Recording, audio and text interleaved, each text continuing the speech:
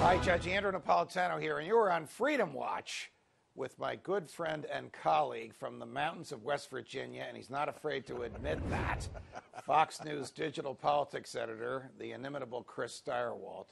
So, Chris, a bunch of interesting things to talk about. Hope Hicks, Gary Cohen, the latest members of the administration to leave. Is there chaos, or is this just the way Donald Trump likes things? Well, both of those things could be true, I guess. And I do tend to think that the president operates from his own interest better in a chaotic space. We saw that in the campaign. I think he likes it better that way. I don't think he particularly enjoyed the strictures applied by his chief of staff, John Kelly.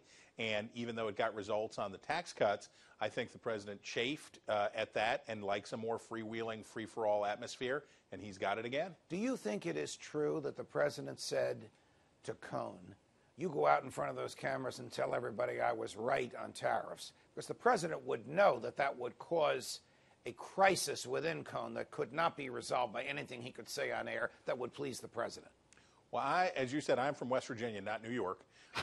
So there are different cultural folkways about how we do these things, but it's not unreasonable for a president to say, which side of the line are you on this thing? And further, it's not unreasonable for a subordinate to say, I can go with you this far, but I can go no further, and it is appropriate now for me to leave because I can't come with you where you're going. And I think that's okay. Was the Cohen departure a bombshell inside the Beltway, or just a ho-hum, there goes another one? It was evidence that what we're seeing on protectionism and tariffs is real.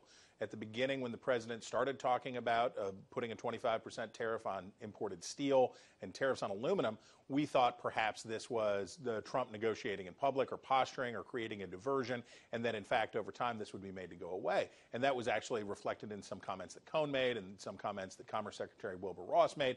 We thought maybe this was a Trump stunt. The departure of Cohen says the administration means to go through with this, and right now, like as soon as today, as soon as possible, the president is demanding that he put the order in that raises the prices on these goods.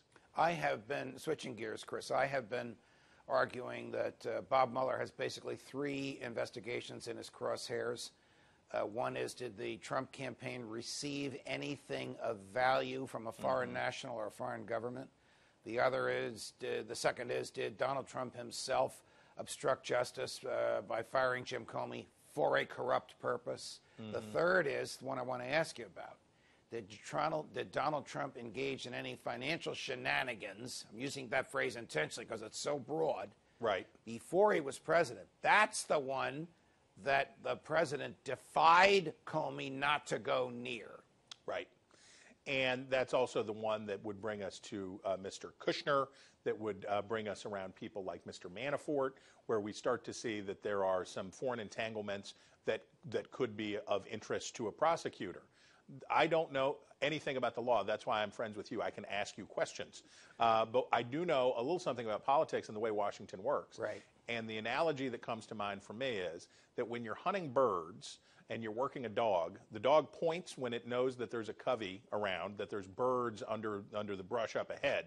But you don't want to bust the covey until you're ready to shoot. All right, what is a covey? A covey is a group of birds, quail that are, think of them nesting under the leaves of a little plant. Now you talk about learning from me. I never fail to learn from you. It's not always something I'm going to use every day, but I always learn from you.